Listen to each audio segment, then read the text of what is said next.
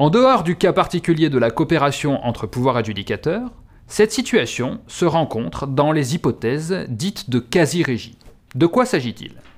La jurisprudence communautaire considère de manière constante que les contrats passés entre des personnes soumises aux règles de la commande publique, d'une part, et des entités ne constituant que le simple prolongement des premières, d'autre part, sont des contrats dits in-house, c'est-à-dire conclus en interne. Ils sont considérés à ce titre comme des mesures d'organisation interne, rendant ainsi toute mesure de mise en concurrence ou de publicité inutile et même sans objet.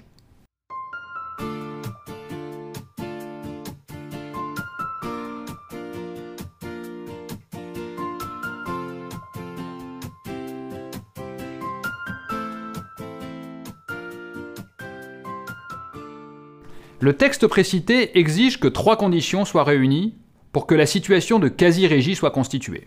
Tout d'abord, le pouvoir adjudicateur doit exercer sur son contractant un contrôle analogue à celui qu'il exerce sur ses propres services. Cette condition est remplie lorsque le pouvoir adjudicateur exerce une influence décisive à la fois sur les objectifs stratégiques et sur les décisions importantes de la personne morale contrôlée. En clair, l'entité contrôlée ne doit pas disposer de marge de manœuvre. Ensuite, l'entité co-contractante du pouvoir adjudicateur doit réaliser plus de 80% de son activité pour le compte de ce dernier. Enfin, toute participation privée au capital de l'entité doit en principe être exclue, sauf exception.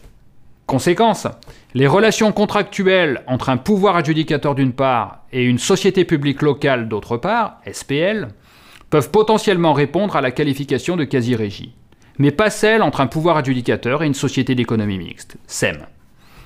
En effet, les SEM comportent une partie de capital privé.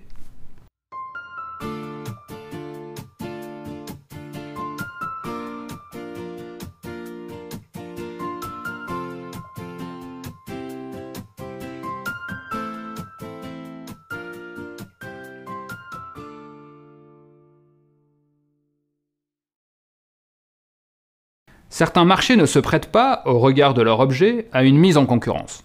Ils sont donc exclus du champ d'application de l'ordonnance.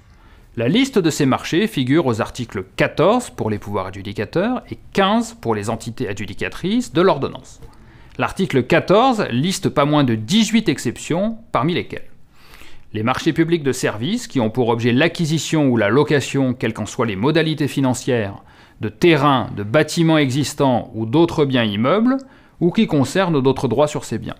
Deuxièmement, les marchés publics de services relatifs au transport de voyageurs par chemin de fer ou par métro.